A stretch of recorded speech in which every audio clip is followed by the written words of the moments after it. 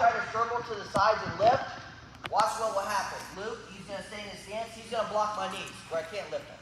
So I'm here, hands are locked. I try to circle and lift them. And guys, I'm trying to lift. I can't get the angle. If I already took down Luke and he stood up, ref's looking to hit me for this, for solid.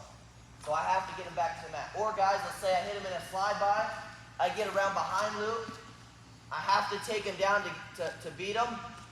All right, I can't lift him. I got to get a mat return here. So we're going to go cross scissor trip. All right, this was my favorite mat return all through youth wrestling, junior high, high school, and college. This is my favorite one. So I'm here. My hands are locked. Notice, guys, I'm facing towards Luke. I'm going to jump, do a 180. My left knee is going to land on the mat, and my right leg shoots across. My knee's not going to be pointing up. It's going to be pointing this direction with my hips. My hands are still going to be locked, and I want to land in this position. All right, all I'm doing, guys, you guys know what a tabletop is? Tabletop, all right? I've been hitting a few of these. But if someone's here behind Luke, all right, like this, my back's the table, someone shoves him in the chest, he goes over the top. All right, I don't want to see any tabletops right after this session, all right? But guys, the table is my leg. My leg's the table. I'm just pulling his legs right over top of my leg. All right, so real simple. My hands are still locked. My hips are facing the opposite direction. I just pull once he hits. Here, once he hits, unlock my hands, and I drive into him. All right, real simple technique.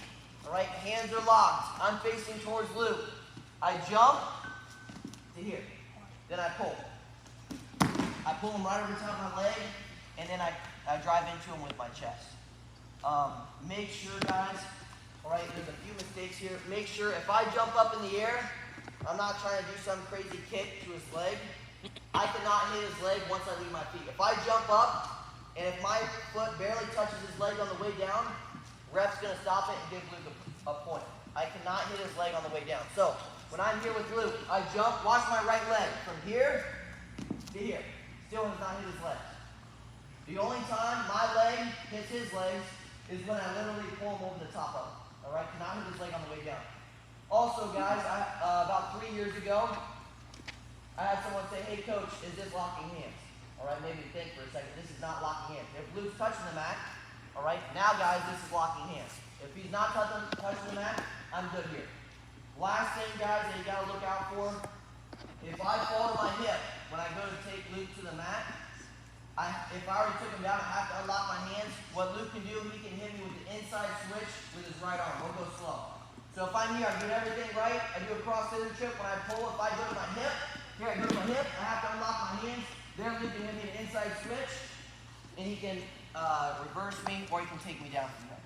So guys, make sure, once you land, I literally pull him over the top first, and then I drive into him.